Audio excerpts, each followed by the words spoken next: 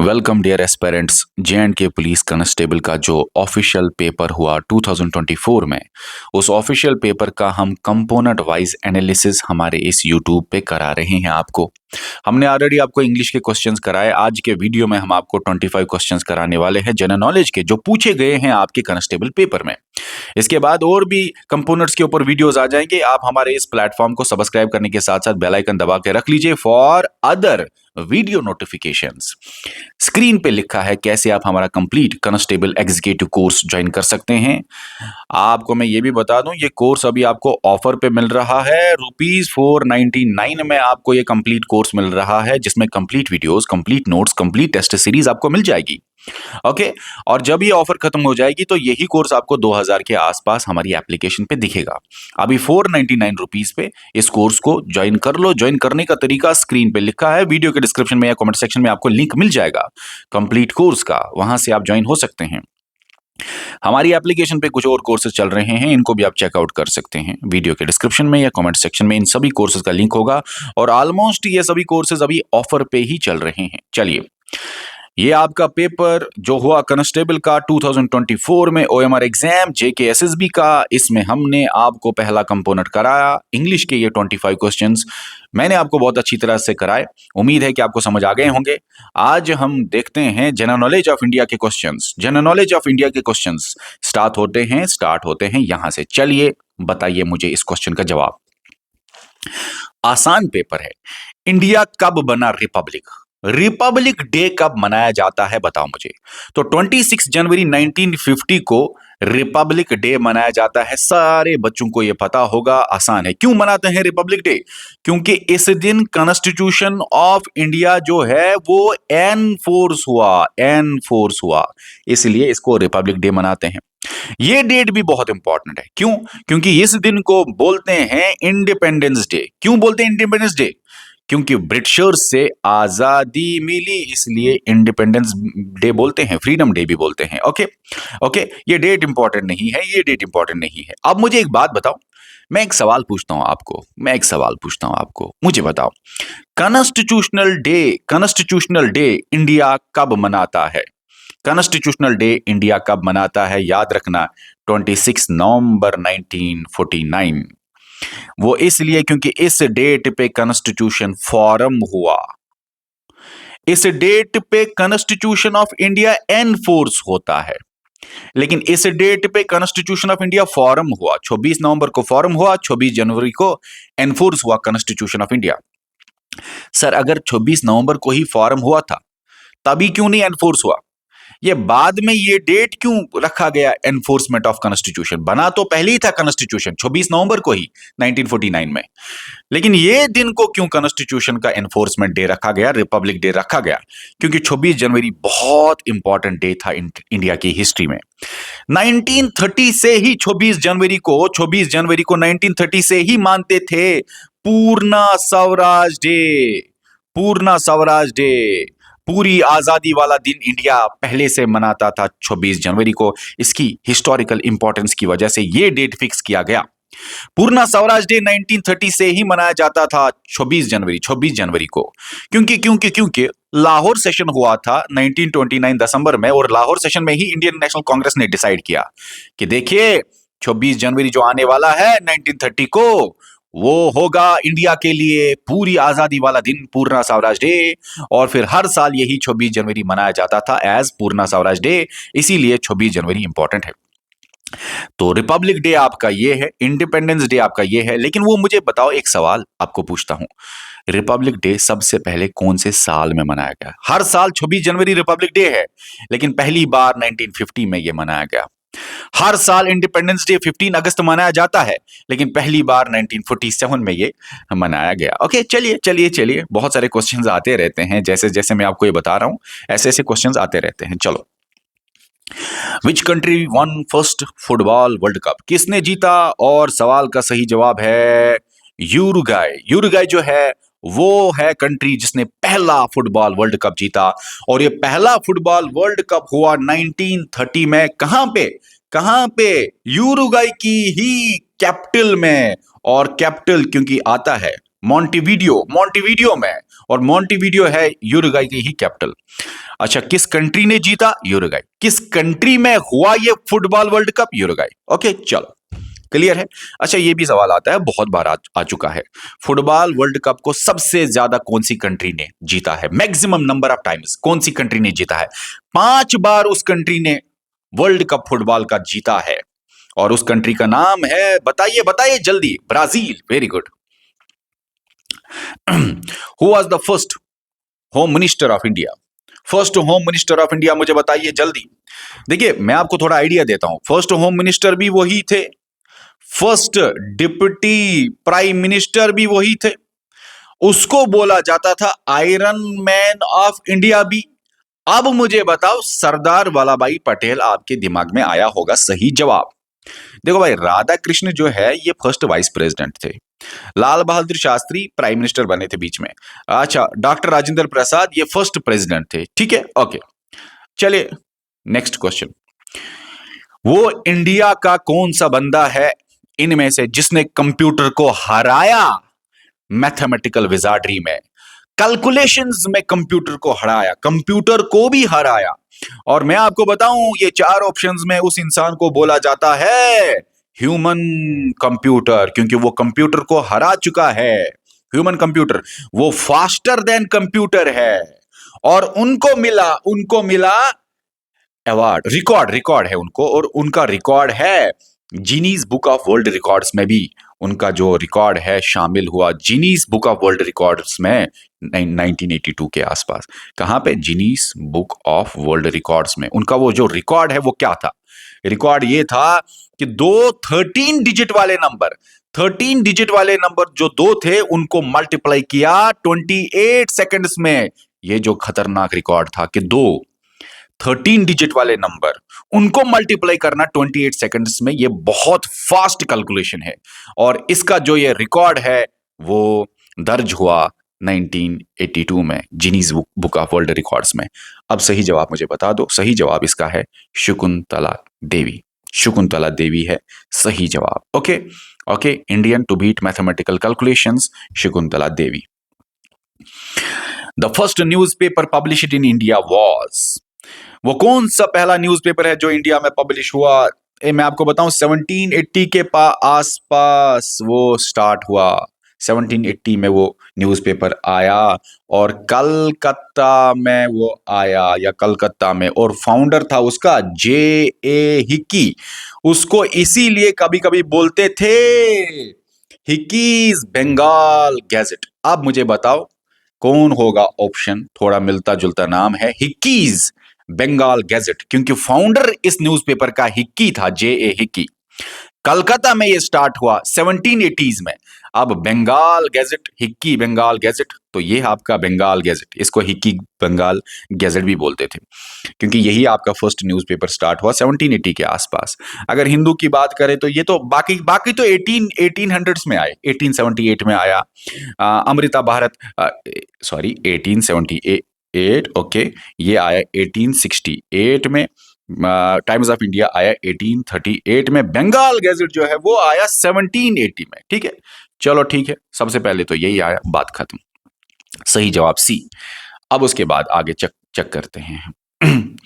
Who has written the book My Frozen Turbulence of Kashmir? जल्दी से बताइए इसका सही जवाब, और वो जवाब जो है मैं आपको बताऊं, J&K के वो गवर्नर 2 बार रह चुके हैं, J&K के गवर्नर, और उन्होंने ही माई फ्रोजन टर्बुलेंस इन कश्मीर लिखा, जिसमें कश्मीर की पॉलिटिकल इंस्टेबिलिटी के बारे में बात थी, मिलिटेंसी के बारे में बात थी, गवर्नेंस के इश्यूज जो कश्मीर में हैं उसके बारे में बात थी, और कश्मीर के ये 2 बार गवर्नर रह चुके हैं। आप सबके दिमाग में आया होगा जवाब, जगमोहन। जगमोहन सही जवाब है। ये जो अनीस हैं और ये जो अकबर है, ये तो जर्नलिस्ट के रिलेटेड है, ये आपका पॉइंट है, तो ये गलत है। हमारा ये सही जवाब जगमोहन, बात खत्म। नेक्स्ट क्वेश्चन पे चलते हैं। कौन सी सिटी को माना जाता है इलेक्ट्रॉनिक सिटी ऑफ इंडिया? वो जो आंसर है आपका, वो सिटी जो है इन 4 में से, उनको इलेक्ट्रॉनिक सिटी ऑफ इंडिया भी बोलते हैं, उसको सिलिकॉन वैली ऑफ इंडिया भी बोलते हैं, ओके, उस सिटी को बोलते हैं आईटी कैपिटल ऑफ इंडिया भी, सिलिकॉन वैली भी, आईटी कैपिटल भी, इलेक्ट्रॉनिक सिटी भी, एक ही है वो सिटी, और वो सिटी है आपका बेंगलोर। बेंगलोर है इलेक्ट्रॉनिक सिटी, बेंगलोर है सिलिकॉन वैली, बेंगलोर है आईटी कैपिटल ऑफ इंडिया। बहुत बार सवाल आया है, IT capital of India, silicon valley, electronic city, और तीनों का तीनों सही जवाब है बेंगलोर। ओके, मुंबई आपका फाइनेंशियल कैपिटल माना जाता है। ओके, और न्यू दिल्ली आपका, या दिल्ली आपका, न्यू दिल्ली आपका पॉलिटिकल कैपिटल माना जाता है। Political capital, financial capital. Next question पे चलते हैं। बोडो लैंग्वेज जो है वो कौन से स्टेट में बोली जाती है?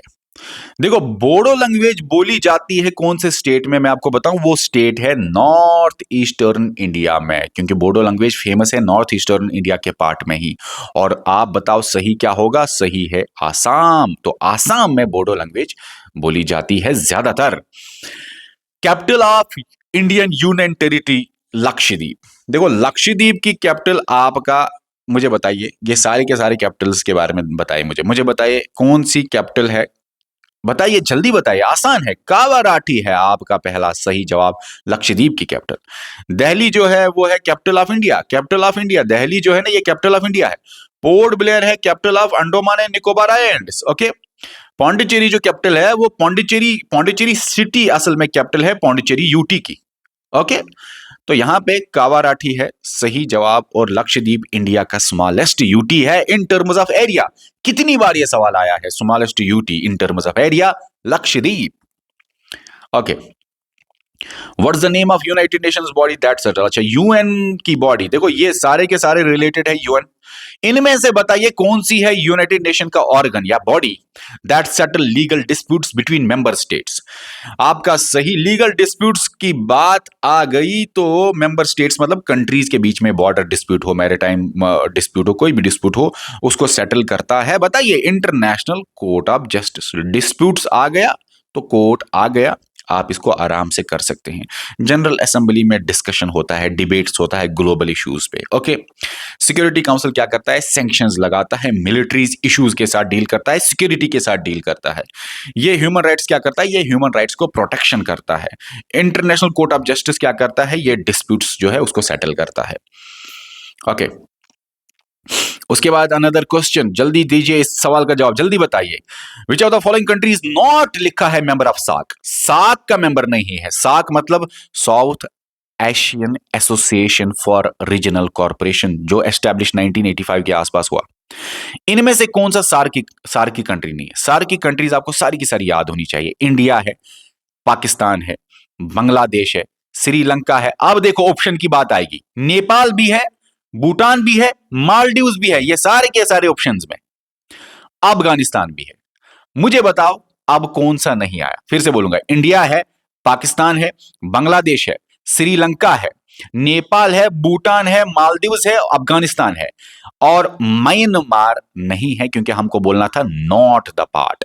तो म्यांमार नहीं है सार्क का पार्ट, तो म्यांमार आपका सही जवाब है। म्यांमार है आपका आसियान का, आसियान को ये म्यांमार बिलोंग करता, EAN, सॉरी। चलिए ठीक है, ओके। अब नेक्स्ट क्वेश्चन पे चलते हैं। विटामिन बी कॉम्प्लेक्स के अंदर कितने विटामिन? ये कॉम्प्लेक्स है, मतलब बहुत सारे विटामिन है विटामिन बी के अंदर। और विटामिन बी के अंदर बताइए मुझे कितने हैं? विटामिन बी के अंदर टोटल 8 विटामिन है, जिसमें इंपॉर्टेंट आपको बोलता हूं, क्योंकि उनके नामों के याद रखने हैं, सवाल आते हैं। विटामिन B1 उसको थाइमीन बोलते हैं, विटामिन B2 उसको राइबोफ्लेविन बोलते हैं, विटामिन B3 उसको नायासिन बोलते हैं। ये 3 याद रखे ना, उसके बाद बस 1-2 याद रखने हैं। विटामिन B7 उसको बायोटिन बोलते हैं, बायोटिन। विटामिन B9 उसको फोलिक एसिड बोलते हैं, ठीक है ना? ओके, फिर से बताओ मुझे। B1, विटामिन B1 को थाइमीन बोलते हैं, B2 को राइबोफ्लेविन, B3 को नायासिन, याद रखा। B7 को बायोटिन बोलते हैं, B9 को फोलिक एसिड बोलते हैं। प्लीज ये याद रखना, बार बार ये सवाल आए हैं। चलिए, who was the first Indian to receive the Nobel prize? Nobel prize सबसे पहले किसको मिला? और सबसे पहले जिसको मिला नोबेल प्राइज, उसको मैं आपको बताऊं, उसको मिला 1913 में। इनमें से 2-3 को नोबेल प्राइज मिला है, 3 को तो नोबेल प्राइज मिला है, लेकिन 1913 में किसको मिला सबसे पहले, और उसको मिला किसमें, लिटरेचर में। और उसके लिटरेचर में जो मिला किसके क्या कंट्रीब्यूशन था, क्या काम था लिटरेचर में सबसे ज्यादा जो फेमस है इनका, जिसपे नोबेल प्राइज मिला, इसकी फेमस है गीतांजलि पोइम्स। और सही जवाब जो है 1913 में लिटरेचर में गीतांजलि के रिलेटेड जो आंसर है बताइए, वो है रविंद्रनाथ टैगोर। ये 4 ऑप्शंस में सही है, क्योंकि इन्हीं को मिला 1930 में लिटरेचर के ऊपर नोबेल प्राइज। मदर टेरेसा को भी मिला है 1979 में, किसमें, पीस में Nobel peace prize. C V Raman को भी मिला है 1930 में, किस पे, फिजिक्स पे, नोबेल प्राइज इनको मिला है फिजिक्स में। ओके, रविंद्रनाथ टैगोर को सबसे पहले मिलता है 1913 में। ओके चलिए next, who is often considered the father of Indian cinema. Indian cinema का फादर मुझे बताइए, और इंडियन सिनेमा का जो फादर है याद रखना, उन्होंने पहली फुल लेंथ फिल्म इंडिया की बनाई जिसका नाम था राजा हरीशचंद्र, और 1913 में बनाई थी। और मैं आपको बताऊं कि इन्हीं के ऊपर, ये 4 ऑप्शंस में एक ऑप्शन है, लेकिन अब आपको गेस होगा यहां पे फादर ऑफ इंडियन सिनेमा कौन है। फादर ऑफ इंडियन सिनेमा वो है जिनके नाम के ऊपर सिनेमा में हाईएस्ट अवार्ड दिया जाता है, और उस हाईएस्ट अवार्ड का नाम है Phalke award. Highest award in cinema, life time award in cinema माना जाता है, ये highest life time award in cinema. ये जो अवार्ड है हाईएस्ट अवार्ड फाल्के अवार्ड, ये सिनेमा में कंट्रीब्यूशन फाल्के साहब ने दिया, इसीलिए ये अवार्ड भी मिला। तो मुझे बताइए, father of Indian cinema is Dada Saheb Phalke, जिनने पहली फुल फिल्म बनाई थी राजा हरीशचंद्र 1913 और इन्हीं के नाम पे सबसे highest life time award in cinema दिया जाता है फाल्के अवार्ड, या दादा साहब फाल्के अवार्ड। चलो नेक्स्ट क्वेश्चन। ये क्वेश्चन बहुत सारे बच्चों को गलत हो सकता है। मेजर ध्यानचंद जो थे ये आर्मी में भी थे, लेकिन ये खतरनाक इंडियन आर्मी में थे, लेकिन ये बहुत खतरनाक हॉकी प्लेयर थे। अब मुझे बताओ कि क्या रहा होगा टाइटल इसकी ऑटोबायोग्राफी जो थी, उस ऑटोबायोग्राफी जो किताब है, उस किताब का टाइटल क्या था। आप मुझे बताइए, इसने ये जो अपने बारे में ऑटोबायोग्राफी लिखी उसका टाइटल, तो टाइटल गोल है सही जवाब। हॉकी दिमाग में आता है, लेकिन नहीं, गोल आपको याद रखना है, ठीक है। ऑटोबायोग्राफी ऑफ मेजर ध्यानचंद है गोल। चलो, पेट्रोलॉजी इज द स्टडी, आप जल्दी बचाइए। देखो, पेट्रो का मतलब ही होता है रॉक, लॉजी का मतलब होता है स्टडी, तो ये रॉक्स की स्टडी है, सही जवाब आपका सी हो गया। अगर सवाल आए पीडोलॉजी बताओ, pedology is related to soil, mineral पढ़ा जाता है मिनरलोलॉजी में, और लैंड नॉर्मली पढ़ा जाता है जियोमॉर्फोलॉजी में। तो हमारा जो पेट्रोलॉजी है, पेट्रो मतलब रॉक, पीडो होता तब आप सॉइल लिखते, बात खत्म। नेक्स्ट क्वेश्चन पे चलते हैं। सवाल है, right to move freely throughout the territory of India comes under which article of Indian constitution. जल्दी बताइए। देखिए, मैं आपको बताऊं, वो आर्टिकल जो बोलता है right to move freely throughout the India की टेरिटरी के अंदर आप फ्रीली मूवमेंट कर सकते हैं, ये आपका राइट है, राइट टू मूवमेंट भी इसको बोलते हैं, और ये आर्टिकल नंबर 19 के अंदर आता है। आर्टिकल नंबर 19 के अंदर असल में आपको 6 फ्रीडम मिलते हैं। कौन कौन सा freedom? Speech and expression, assembly, आप स्पीच एंड एक्सप्रेशन कर सकते हैं, आप असेंबल कर सकते हैं, आप एसोसिएशन बना सकते हैं, आपके पास ये फ्रीडम है। आप मूवमेंट कर सकते हैं, आ गया ना मूवमेंट वाला, यही मूवमेंट के ऊपर सवाल था, मूवमेंट। आप मूवमेंट कर सकते हैं through out the territory of India. आप फ्रीडम ऑफ मूवमेंट, रेजिडेंस का मतलब रिजाइड कर सकते हैं in any part of India, आप रिजाइड कर सकते हैं। फिर लास्ट में है फ्रीडम ऑफ प्रोफेशन, आप कोई भी प्रोफेशन चुन सकते हैं इंडिया में, आप कोई भी प्रोफेशन चुन सकते हैं। ये सारे के सारे 6 फ्रीडम्स आते हैं आर्टिकल 19 के अंदर, और इसमें एक फ्रीडम ऑफ मूवमेंट भी है, वो है आपका आर्टिकल 19, बात खत्म। 11 आपका सिटीजनशिप के बारे में बात करता है। 13 आपका, ये आपके फंडामेंटल राइट्स तीनों के तीनों है। 11 नहीं है, 11 सिटीजनशिप में आता है। ये तीनों के तीनों फंडामेंटल राइट्स है। 13 जो है ये आपका बोलता है कि कोई भी लॉ अगर बनाया पार्लियामेंट ने वो नहीं माना जाएगा अगर फंडामेंटल राइट्स के खिलाफ हुआ, वो वाइड माना जाएगा, वो कानून जीरो माना जाएगा। अगर फंडामेंटल राइट्स के साथ टकराया उसने तो ये लॉ खत्म। 19 मैंने आपको बोला 6 फ्रीडम्स। 22 बोलता है protection against arrest and detention. Arrest and detention जब होगा तो प्रोटेक्शन कैसे कर सकता है इंसान, उसका fundamental right. Next question, first women governor of state in free India was. जल्दी बताया, आसान क्वेश्चन है, आसान क्वेश्चन है, बहुत आसान क्वेश्चन है।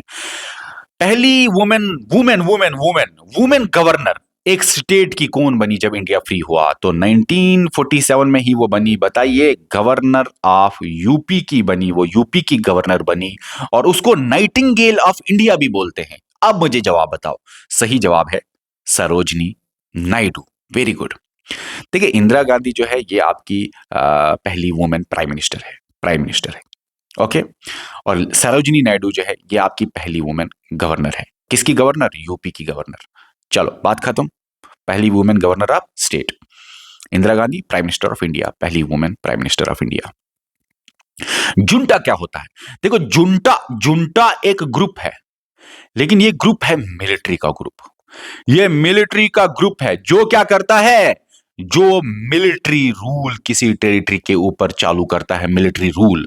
वहां पे जो गवर्नमेंट होता है उसको खत्म करके मिलिट्री रूल लगाते हैं, गवर्नमेंट का कंट्रोल को खत्म करके मिलिट्री रूल लगाते हैं। तो जिंटा है military group that takes control of the government. सही जवाब है हमारा 44 का सी।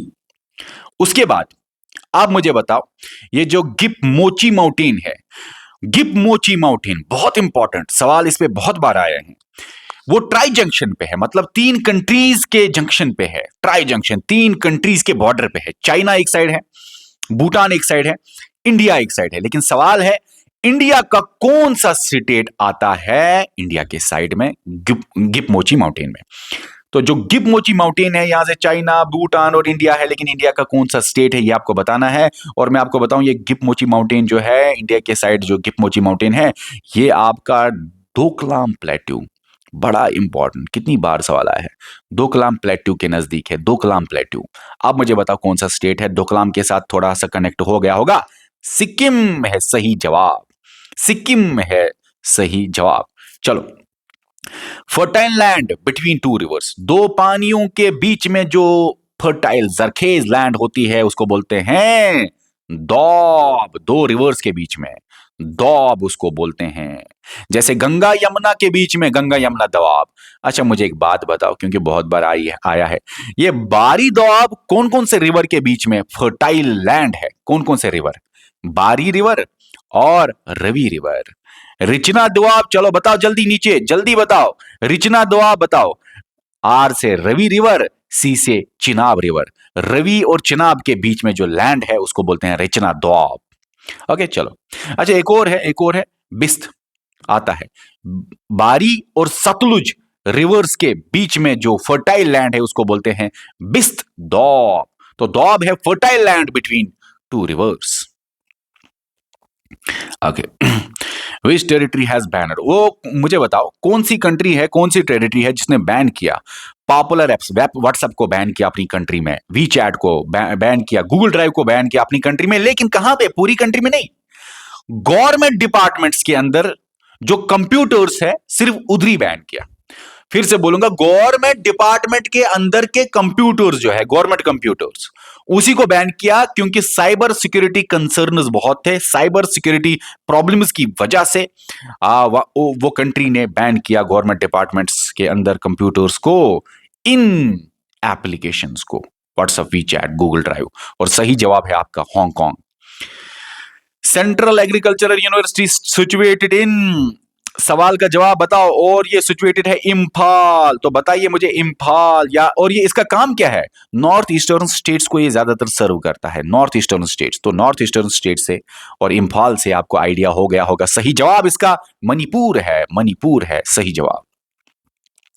2020 में आशीर्वाद स्कीम आई जिसने फाइनेंशियल सपोर्ट दिया उन लड़कियों की मैरिज के लिए जो जिनके पास पैसे नहीं है। जिस फैमिली के पास पैसे नहीं है, लोअर इनकम है, उनकी जो बच्चियों की शादी होगी उसके लिए पैसा मिलेगा आशीर्वाद स्कीम के अंदर। 2020 में ये लॉन्च हुई, इनिशिएट हुई। कौन से स्टेट ने इनिशिएट की? पंजाब। पंजाब, बहुत बार मैंने ये पढ़ा। आपके ये हर क्वेश्चन मैंने अलग अलग एमसीक्यू सीरीज अलग अलग जगह पे पढ़ाए हुए हैं। वैसे हर एक क्वेश्चन हमने पढ़ाया है, ठीक है। Government strategy regarding exporters and importers. देखो, मैं आपको बताऊं, फाइनेंस पॉलिसी को छोड़ो, फिस्कल पॉलिसी है गवर्नमेंट की पॉलिसी, लेकिन गवर्नमेंट का रेवेन्यू और एक्सपेंडिचर की पॉलिसी। मॉनेटरी पॉलिसी है आरबीआई की पॉलिसी, ये गवर्नमेंट की पॉलिसी नहीं है, ये गवर्नमेंट की policy.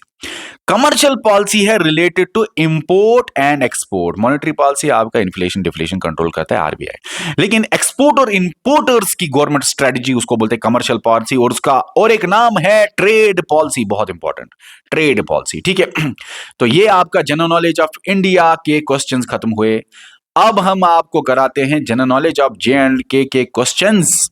Next component next video में आएगा। आप हमारे इस प्लेटफॉर्म को सब्सक्राइब करने के साथ साथ बेल आइकन दबाओ, तभी जाके आपको उन वीडियोस की नोटिफिकेशंस आ जाएंगी।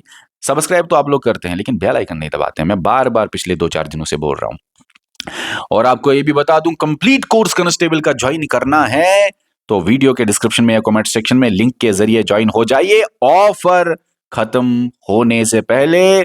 और ऑफर जब खत्म होगी तो फिर यही कोर्स आपको 2000 के आसपास हमारी एप्लीकेशन पे दिखेगा। तो कुछ दिनों के लिए ऑफर है, ऑफर का बेनिफिट लेके 499 रुपीज में ज्वाइन हो जाइए। वहां पे आपको सारे वीडियो, सारे नोट, सारे टेस्ट सीरीज मिल जाएंगे। और अभी तो बहुत सारे टेस्ट हम वहां पे कंडक्ट कराने जा रहे हैं। ओके, आप हमारी प्ले स्टोर से एप्लीकेशन भी इंस्टॉल कर सकते हैं, जेके सिविल सर्विसेज, वहां से भी ज्वाइन कर सकते हैं। अगर ये तरीकों से ज्वाइन करना नहीं आता तभी आप हमारे इस व्हाट्सएप नंबर पे मैसेज करो। हमारे इस व्हाट्सएप नंबर पे हजारों मैसेजेस आती हैं, यहाँ पे थोड़ा डिले हो सकता है। तो अगर यहाँ पे कोई भी इशू आता है तब आप व्हाट्सएप मैसेज हमें करो, और यहाँ पे आपको 24 या 48 आवर्स के अंदर अंदर जवाब मिल जाएगा। इस वीडियो में इतना ही, मिलते हैं नए वीडियो में। Okay, bye bye.